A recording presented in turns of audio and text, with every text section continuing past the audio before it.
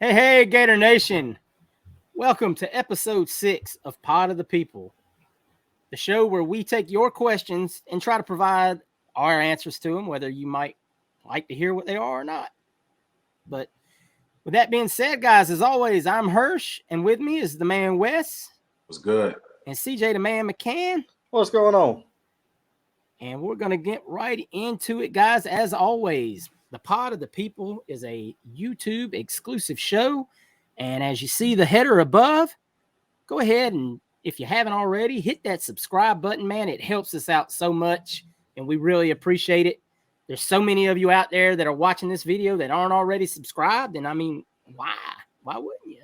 Help a brother out. Help 3 brothers out. That's right. And while you're here, guys, drop a like on the video and leave us a comment or maybe even a question for next week's show. We read all the comments, try to respond to the ones that need responding to, and we appreciate all your interactions, especially this week on the community question, man, which was our best or worst, however you look at it, community question that we've ever had on the page, man. We got a lot of answers. We're going to try to read a bunch of them. And get some different names out there, and people are mad at us for asking the question, and we weren't trying to hate on nobody, and we'll cover that in a minute. Wes, what you got for us to start off this week? Yeah, first and foremost, thank you guys on Facebook for the questions. We really, really appreciate it. And like Hirsch said, if you are on our Facebook and you know you ask these questions, just go ahead and subscribe. If you're not, just create a YouTube account and just subscribe to us. It helps some fellow Gators out. But help a Gator out. That's right. First question is from Ryan Gurin. Again, Ryan, I hope I'm pronouncing your name right. But you said, I have heard that Desmond Watson has dropped some weight this offseason. Do you expect Desmond to have a monster year this year at a leaner weight? I have hopes he can be in a mold of Vita Vea by the time he is done here. That's a good comment. That's a bold hope, and I hope you're right. But let's talk about the defensive tackle position for a second. You brought this up. We meant to talk about this more on our main episode, and we didn't. Here's something I think that will help Dez this year. I think Dez is going to see less snaps. I think he's going to see situational snaps because we have a healthy, as of right now, defensive tackle rotation. You've got Cameron Jackson in there just, from all accounts, just tearing it up. There's been multiple articles, it seems like this week, about Wes's man, Chris McClellan, and how Chris McClellan is about to just be a star. You brought in Caleb Banks from Louisville. Mm-hmm. You brought in Will Norman on the recruiting trail. It's just, man, there's a lot of bodies at that position all of a sudden. So hopefully Dez sees more rotational snaps in rundowns where you'd like to see him. Goal line, obviously, you want to see him down there anywhere inside the 5. You want to see that big body lined up in there. I think this is going to be a good year for Dez to play the role the way they need him to play it. And I think that's very encouraging. CJ? Yeah, I'm a huge Desmond Watson fan. Like my Twitter says I'm a Desmond Watson stan account. I love the kid. I think that we're going to really see Desmond Watson shine a lot this year because he isn't going to have to play every snap. He played way too many snaps last year for anybody.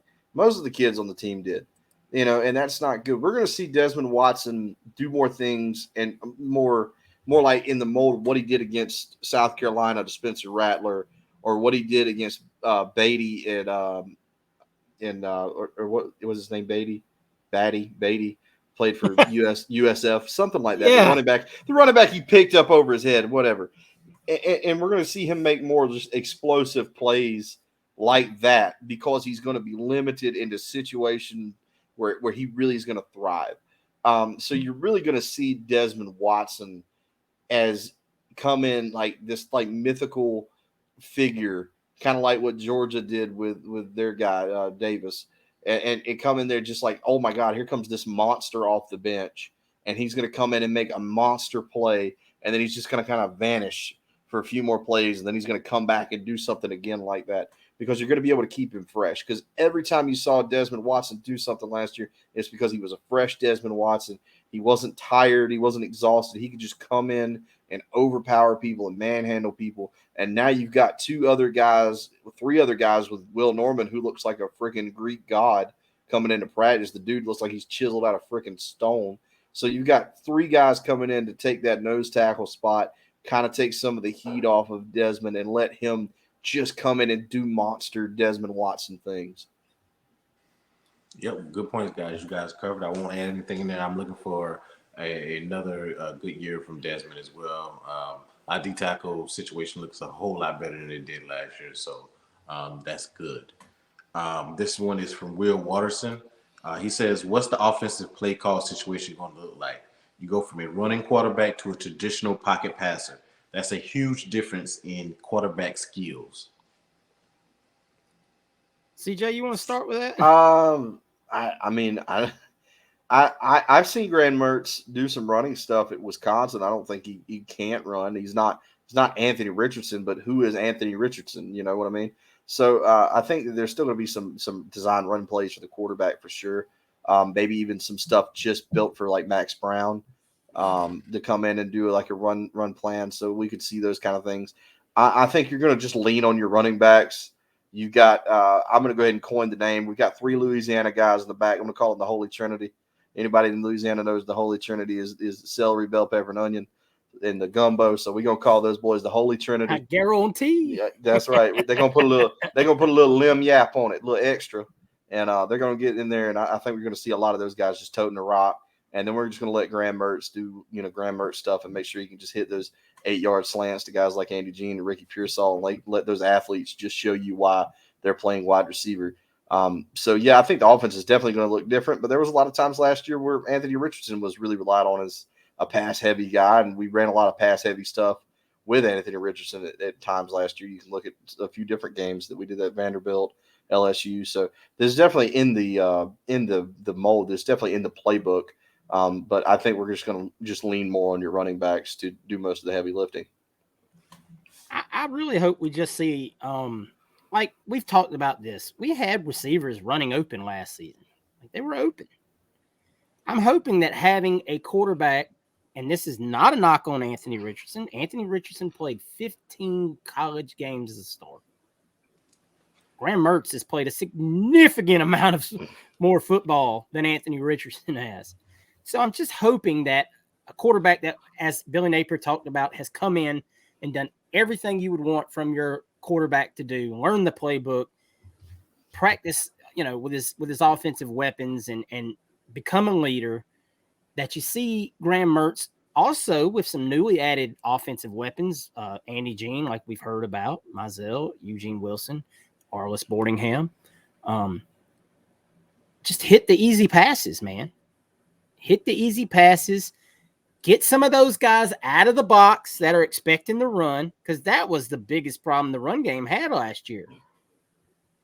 You had a running quarterback and 2 great running backs. You knew we were running the ball, and I think we spent more time trying to get guys out of the box, by passing on first and second down and stuff like that, that really kind of screwed up our tempo. Or maybe this year, you're hitting the tight end slants and the wide receiver crossing routes and things like that. And guys have to start creeping up out of that box, the linebackers, the safeties. And then the running backs, man, they can go to work. That's how you would like to see this offense function. And I hope we see it this year. You will also see a lot more passes to the running back, which is something we did not do last year at all. We did not do at all. I only remember Montrell dropping the 1 ball. That's like the only pass I remember. I think that's another wrinkle to the offense that's going to help, is you're going to be able to use those guys in like a swing pass situation out of the backfield, especially a guy like ETN who would excel with a swing pass opportunity in space, just make a guy miss and go. So I think that Graham Mertz is only going to help with something like that. Yeah, I remember. I think ETN caught a touchdown against somebody in that game against Utah. Went for it on 4th down and rolled Montrell out. He almost scored, and AR took it in. But to you guys' point, AR was kind of a helpful thing to the run game last year, because backside defense had to be disciplined on the RPO stuff. And we don't know if some of those we didn't do a lot of straight quarterback runs last year. Might have people think a lot of AR's big runs came off straight passing plays. So I don't see a lot of that. To Hershey's point about the box being stacked, they may be even more so to this year, being that you want to stop. There's no running quarterback, so you just want to stop the backs.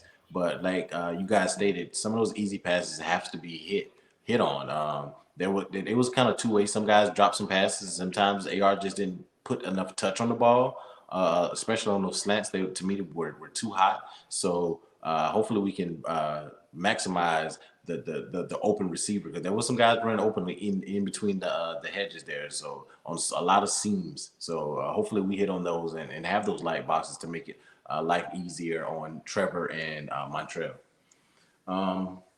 Next question is from Youngin Escobar. He says, how do you think the linebacking crew will, as a whole, compared to last season? And who changes that as in individual players? Hersh, you take this one first. Linebackers? Mm-hmm. Shamar James. Shamar James is going to be a stud. I mean, I don't know what else to tell you. If he's not, I'll eat crow and be unpleasantly surprised, because I think that young man is going to be the next great Florida linebacker. On our main show, Wes compared him to Jared Davis. I think he's more athletic than Jared Davis. I think he's got the ability to be a stud. And one other name is, and we don't talk about him much because we haven't seen much. I mean, obviously he just got here. It's Tahada Mitchell. I mean, the kid's had multiple years of playing for a playoff-bound football team and was a captain for Ohio State. I mean, you don't get that status just by, walking around on the sidelines. I mean, the guy's a leader. And early word is he is doing everything that Ventrell Miller did last year and the year before, quarterbacking the defense, knows where everyone's supposed to be. It's going to be very important, especially with two young safeties behind him. I think we're going to see really good linebacker play this year. As long as everybody stays healthy. CJ? Yeah. And one more name. I want to mention, he's not on campus yet, but Jaden Robinson's coming in. I think Jaden Robinson doesn't get enough love from us because he's not here yet. And I think the dude is just going to be a tremendous athlete. I think that the guy is going to come in based on what he did last year in high school. The kid attacks the football. I think that he's going to really just, as soon as he gets here, I think he's just going to hit the ground running. I think he's going to be really important in this linebacker room, especially as a young body. And Tahada Mitchell, of course, I think is another guy who's getting slept on for sure. Hirsch kind of talked about that, to kind of fill that mentor role, the old head in the room kind of role. That's important, especially when you got a lot of young bucks that are running that linebacker situation. And I think it's going to take some of the heat off of Shamar James, because you're going to have another guy there to help get lined up that's been around. Let Shamar James do his thing. And Tahada Mitchell, of course, is going to be able to work with a guy like Jaden Robinson and teach him as much as he already knows about the game of football. So you're going to have a mentor. You're going to have the next guy up, and then you're going to have the stud freshman coming in. And of course, Boone. I've heard a lot of great stuff about Boone playing the linebacker spot this year. So we'll see how it turns out. But I think Jaden Robinson isn't getting enough talk right now. I think he's going to be a really important piece to our linebacker core. Yeah, I agree with you guys. You asked how we compare to last year's group. I think we'd be more athletic this year. Covering as I talked about Jared Davis in the main podcast about from sideline to sideline. I think you're going to get that with Shamar, and Mitchell's mentorship can be understated. With Ventrell leaving, that there was a big vacancy in the room, and Mitchell, former captain over at Ohio State, is going to bring that and help Shamar on the field. So I look forward to seeing that and echo everything CJ just made about our freshman coming in. I loved him. We talked about him in the recruiting class, but we hadn't talked about him much since because of he's not being on campus. But adding more athleticism to the room is only going to help that room in general. But yeah, I see more athleticism to answer your question, Escobar. All right, next question from Chris Sorley. He says, after the spring game and when the transfer portal opened May 1st, do you guys see see anybody leaving the team, quarterback, O-line, DBs, and answer that first, CJ. You got a 2 Yes. I mean, I think that's just inevitable. I think it's just part of the game. I think that's just the way college football is going. You're going to see a lot of people that are going to check out, um, and it just happens. I think it's just something we're going to have to live with now. I don't know who is going to be that. I think we're not going to get a good picture about who's doing what and who's where until after the spring game. So yeah, I'm going to reserve who I think it might be. I don't know, but I think for sure you're going to see that happen because I just think that's the new norm. All right, Hirsch, I'm going to give you his second question. He says, Okay. what positions do you see Napier and company going after? In the transfer portal in the spring? Yeah. Edge, safety, probably offensive line now, depending on how they feel like the Micah Mazzccua situation is going to pan out. And obviously, you lost weight, so you might be on the hunt for one more interior offensive lineman. I don't want to say quarterback, but you never know. I mean, you don't. You don't. Depends know. on if it's a big time. What if we get done with spring practice and Max Brown says, you know what, I just want to play baseball, or I just want to go play somewhere else. That's what I was saying. It depends on if it's a high profile guy entered the portal, you'd be stupid to say no. There's a lot of what ifs in this new age of college football that you just can't ever just sit back and say this team is cemented. Yeah, we have our starters. We have all that. All right. So I just don't. You also don't know what these coaches are seeing in these spring practices and saying, you know what, we need another guy there because this ain't gonna cut it for 12 games. Yeah. All right. I have another question from him. This is for both you guys. You can answer this. He says, does Florida have the roster to win 10 games? And did Armstrong, the hire of Armstrong, increase that, in your opinion? That I like. There's a lot of what ifs in that question. Do I think they have the roster to win 10 games versus their schedule? They could. I mean, a lot of things could happen like that. Do I think Armstrong helped? Absolutely. I think Armstrong, like I said in our main show, has brought an energy to this defense, and these kids are feeding off of that energy. Oh, my goodness, I love what I see out of that. All that being said we just talked about it. What are you getting out of your quarterback room? You don't know. You just don't know. And until you see, it's a big what if. We're in the same position we were in last year of having 4 to 5 coin flip games as of now. CJ? Yeah, this team is I don't think we're going to win 10 games next year. I'd love to sit here and tell you, oh yeah, Florida's going to win 10 games next year. I don't know. I don't think we will. I'm in the camp of 6-6 to 8-4. That's where I'm sitting, and that's where I'm going to sit for a long, long time. I wouldn't be mad if we went 6-6. We're still growing. I know that's not popular, and I know people are going to be like, "Oh, this is the University of Florida," and blah, blah, blah, blah, blah, blah. We are rebuilding. This is a rebuild. This is a full rebuild. I don't give two diddly doo-doos what a talent composite says about, oh, well, we have the top 15 talent in the country. They damn sure don't play like it. We watched it last year. I don't care. You can't sit here and tell me that's a top 15 talent composite in the country by what I watched on the field last year. So I'm not worried about it. I know we're growing. I know I like a lot of the pieces we brought in a lot more than the guys that were here. So I'm patient. I'm going to watch this thing unfold because I like the direction it's going into. Would 6-6 be disappointing? Yeah, it'd be disappointing. You want to win. You don't want to lose. But I understand that's the way it is. I don't think we're going to win 10 games. If we win 10 games, I will be elated. If we win 8 games, I'll be elated. I think 8-4 is a successful season next season. I think that's a great season. I think that's a massively successful. You go 8-4. In the right direction. You go 8-4. You go to the Outback Bowl or the Citrus Bowl next year or something like that. That's a great season to me. That's perfectly fine. I mean, but even if we go 6-6 and you show improvement where you don't lose to Kentucky and you don't lose to Vanderbilt and you don't have a dogfight with a team like USF, I'm fine with that. If you just show me something where I can look at it on the screen and say, these guys are going in the right direction, I'm cool with it. Yeah. Before I go to our boy Justin Wood, I'll speak on it. You guys know me. 12-0. Armstrong is a key contributor to us going 12. We don't lose to anybody. I see that, Chris. I know you've been following the podcast. I don't pick us to lose, so I see us in the playoffs this year. Bounce back, surprise of the year. So go ahead and bet it. Make it.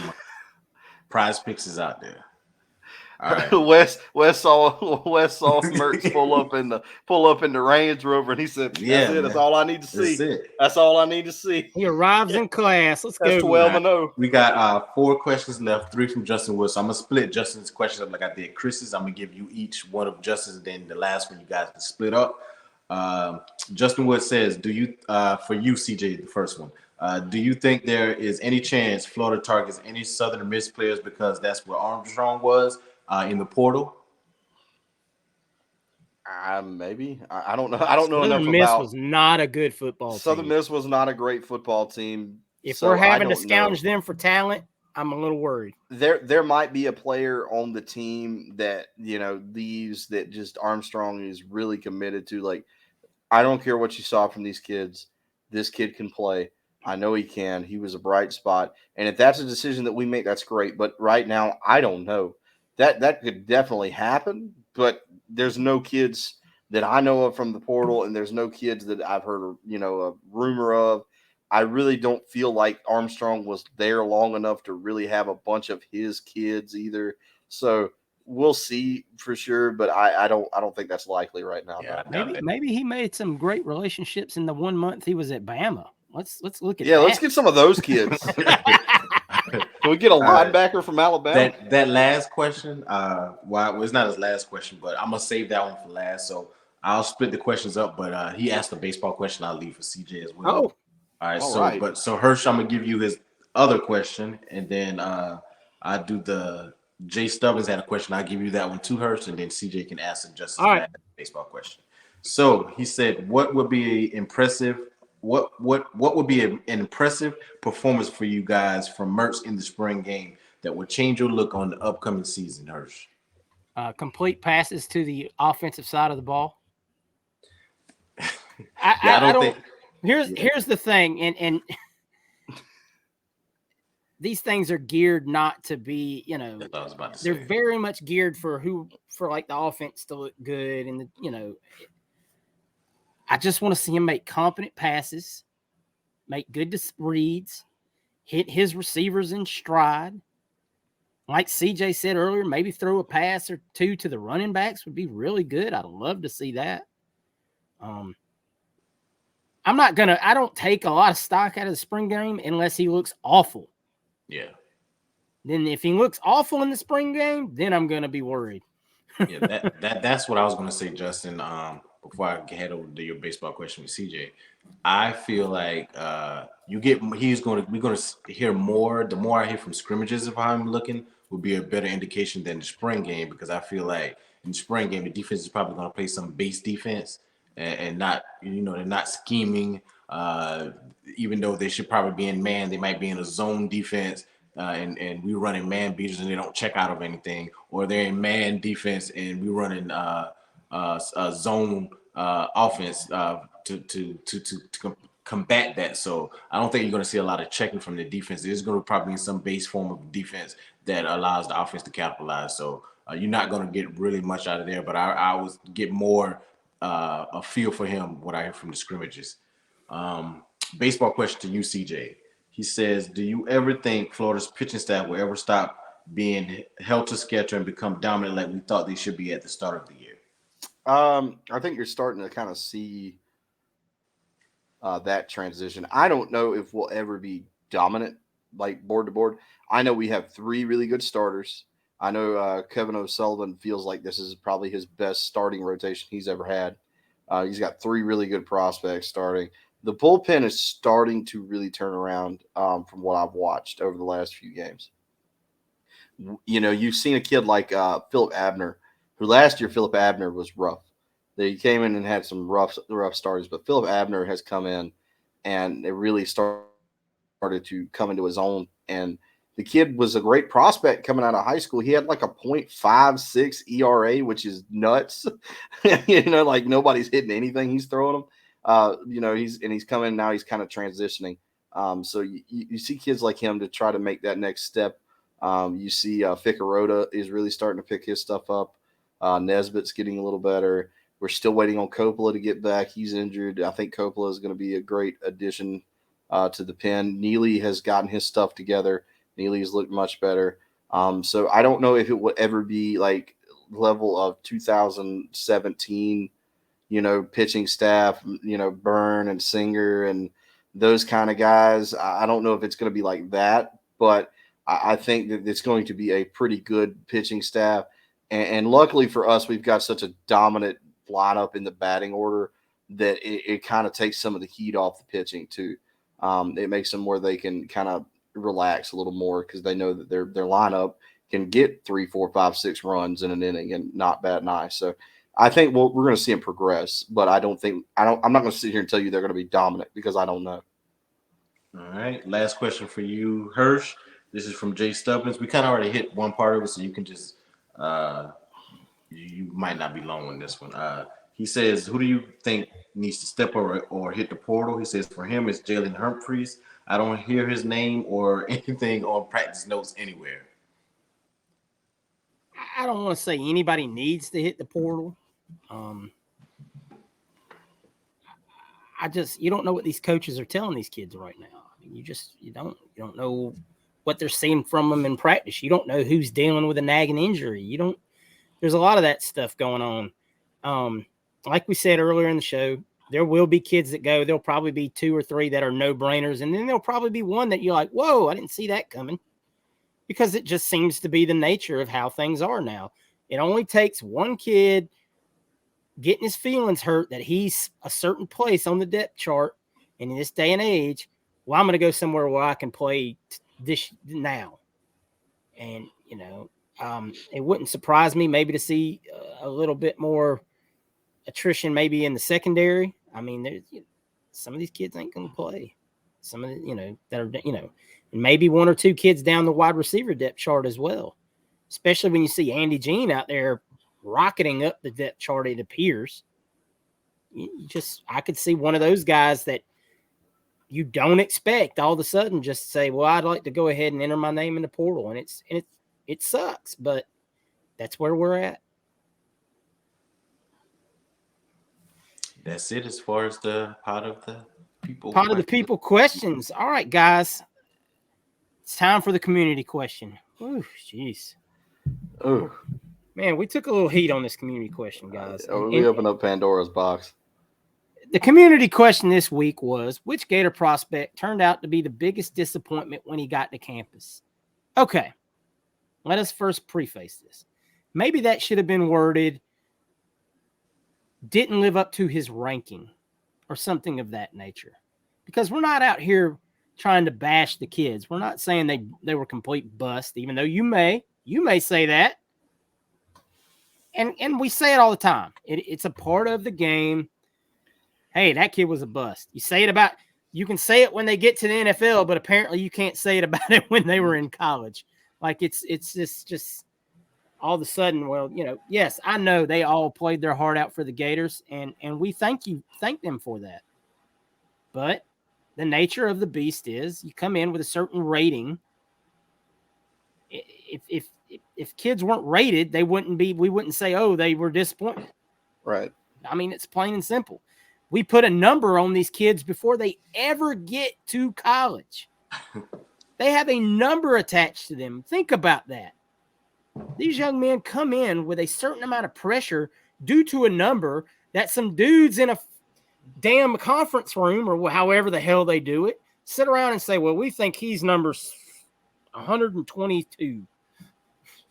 And that they have to live up to that number because us fans on social media say, well, you're a top 100 recruit. That means you've got to be awesome. Yep. Right. The question had on it, except Ronald Powell. Ronald Powell was the highest rated recruit ever at the time, I believe it was. You know how hard it is to live up to that? For a defensive end, no less. Excuse me. Because your production is gauged so much differently than a quarterback or a wide receiver.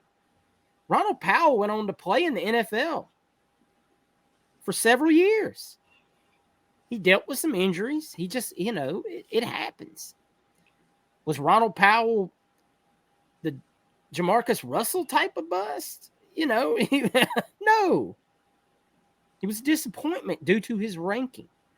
And that's what we're getting at. So, guys, we got a lot of answers, and we appreciate y'all. We appreciate all the responses, man. There were some, and every name had a little validity to it. Let's start with my man, Micah Pounders. Micah, shout out to you, brother. You helped me when we first got into this podcast. You helped me with my sound situation, and I thank you. Your guy, and I can't disagree, Omar Hunter. Mm-hmm. Omar Hunter was expected to be a really great defensive lineman at the University of Florida, out of Georgia when Urban was here, and I can't tell you of one big moment in Omar Hunter's career. Definitely a disappointment. Several people, of course, Andre DeBose. You know what the biggest problem, why Andre DeBose is considered a disappointment? Because he was compared to Percy Harvin by Urban. Urban put that on him. In high school, you can be the next Percy Harvin at Florida. Well, if your coach, that coach Percy, recruited Percy, won 2 national championships with Percy, puts that on a player, the fan base has no choice but to jump on board with it. That's just who we are. That's the mob. He played up under Muschamp. He was dynamic in the special team. Well, God dang, he was here for 8 years. I hope he played under Muschamp.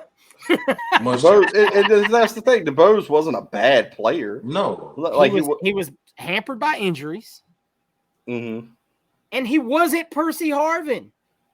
He just wasn't.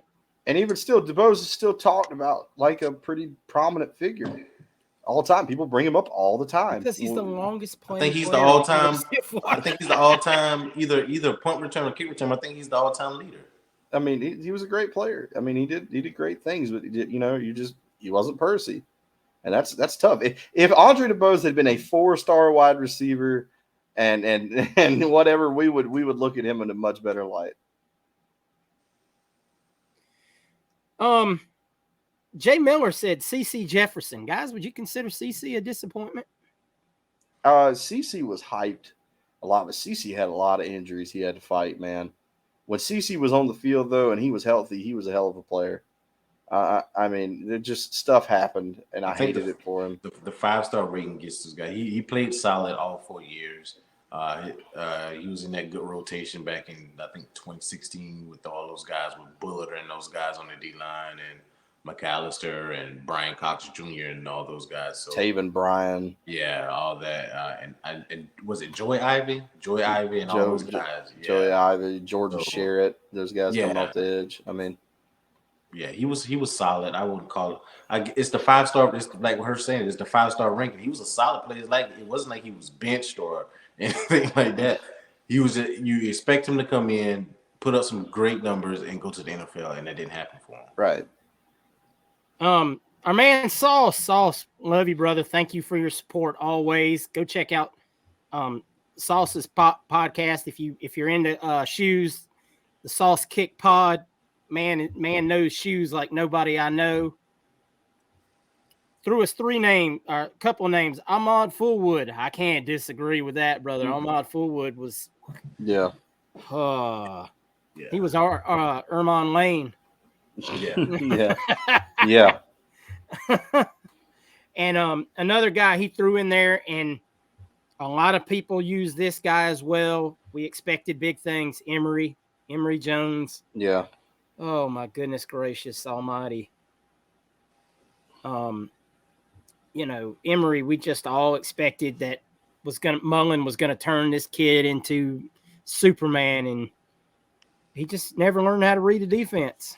I mean, it is what it is. He had some great moments, had some really good moments. Of course, he set the all-time passing record in that Sanford game. I mean, that's kind of a blip, but Clifford Ryan threw out a wild one. Brock Berlin. Yeah, I got that one too on my list. Brock Berlin, I mean, Spurrier recruited Brock Berlin. At the time, Brock Berlin was like one of the highest rated quarterback recruits of all time. Everybody just expected Brock Berlin was going to come in here and be the next great Florida quarterback, and He didn't even finish at Florida. Went to Miami. Went to Miami. And beat us. Yeah. Remember that. Jeremy Thornton says Jeff Driscoll, number one dual threat quarterback in the country. Driscoll's a tough ride, man. Muschamp. Among other things. Jeff Driscoll got a tough road to hoe, man. I think the true showing of Jeff Driscoll is the man stayed in the NFL for years now. He's still playing. He was on campus recently also, by the way, and I love seeing that. A guy like that who didn't go, who never was truly has taken a lot of flack from Gator Nation. Yep.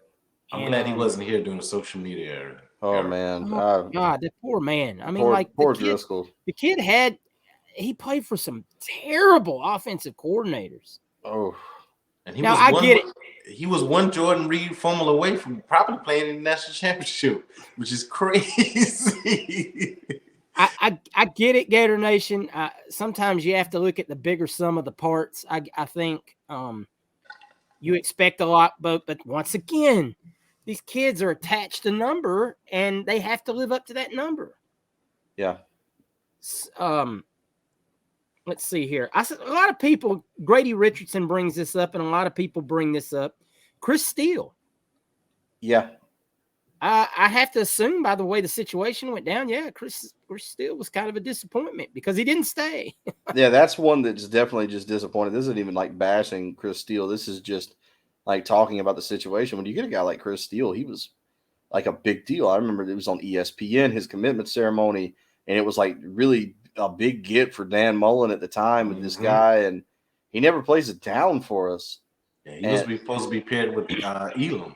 Yeah, like you were supposed to have Kaiir Elam and Chris Steele, and like we were supposed that was hyped and to never even play it down for us. That just sucks.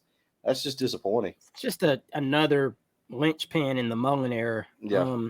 And this next guy is also one, and not a lot of people said this, but Theo Cordova says Jacob Copeland. And I have to agree, man. Jacob Copeland was, not to say the next Percy, but he was going to be a next really elite receiver. We got him from Bama on signing. I mean, that's well documented. And Jacob was one of those kids that just never quite put it together.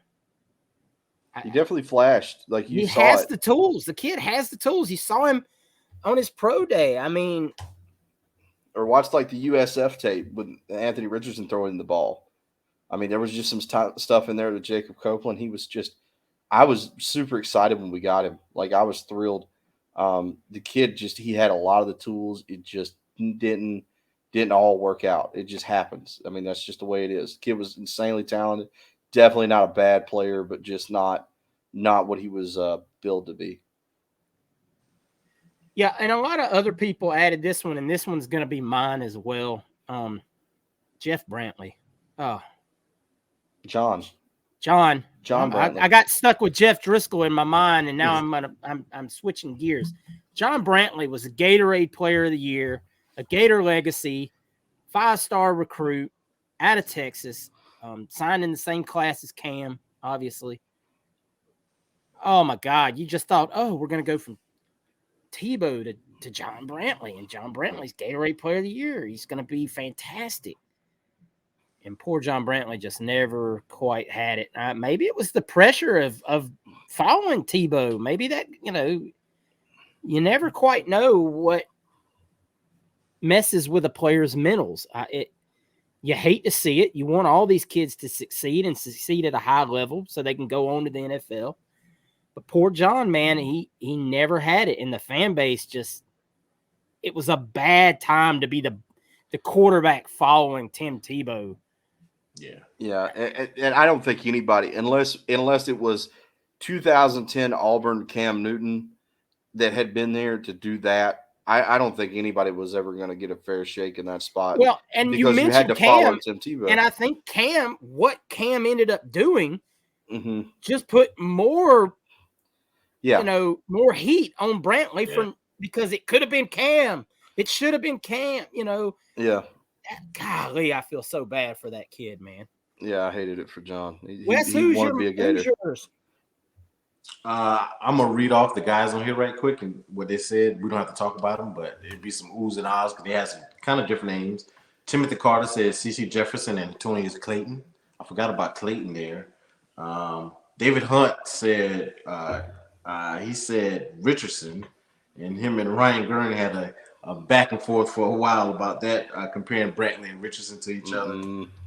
Gurn also he was with me. My guy along with Joe was John Brantley as well.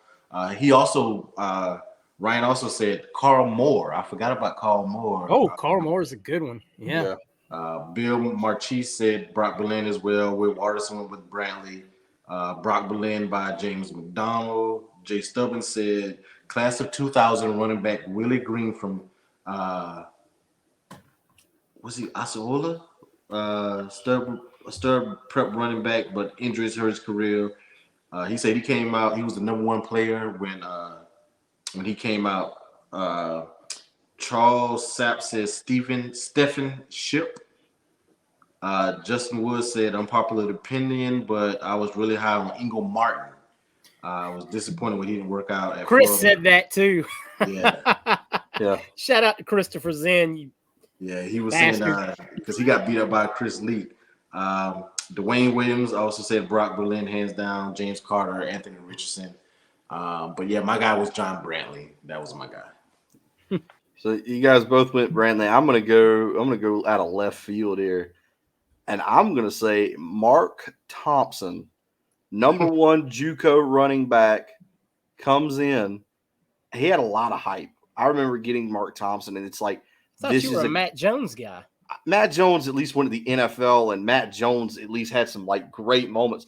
Mark Thompson only had 3 touchdowns running the football in 2 years that he played here. He only ran for 400 yards.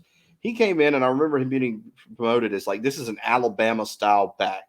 Jim McElwain has brought in an Alabama-style running back. He's the number one JUCO running back. He was really high. He was a 5-star JUCO transfer and just didn't ever put it together. Didn't he come in and then immediately had like the purple hair or something like that? Yeah, he got suspended. He got suspended for a game, and it was just like a man. And he fumbled the ball a lot. Yeah, he did fumble. He just never ran to his size. I remember Jared Davis saying, "I can't wait to hit him in practice because he's big and he was not." I remember I was looking over his stats just for this, and he had 117 receiving yards in his career. Which all 85 of came from one play at an I remember Outback that Bowl. play. Yeah, I was at the Outback Bowl. I was at the game in Tampa with my buddy. I'm like, oh my God, Mark Thompson did something. The kid, he's not a bad guy. I mean, whatever. And he's not like a terrible player. It's not like he was a kid that was mired on the bench and never got to play. It was just he was built as this is going to be a great starting running back. He's going to be a 30 carry a game kind of guy. We thought he was going to be Derrick Henry. Right. They brought him in. He's just as good as every other Alabama back they've brought in. And Mark just didn't work. And that's one that nobody talks about. But Mark Thompson just disappointed me so much because I bought into the hype that Mark Thompson brought with him. That Muschamp and McElwain era is littered. Malik Davis was the best running back on that team, and he got foot. Oh my gosh. I remember at the end of the game when he broke his foot. Oh my God. Guys, we appreciate all your responses. I really want to cover this again. We're a recruiting podcast. We're not judging these guys as bust or failures. It's based on their ranking and how they performed based to their ranking. It is what it is, guys. We're not saying these guys weren't great Gators or bled and gave it all for their team. I'm sitting here saying my guy's John Brantley, and I feel so sorry for that young man for what he had to go through.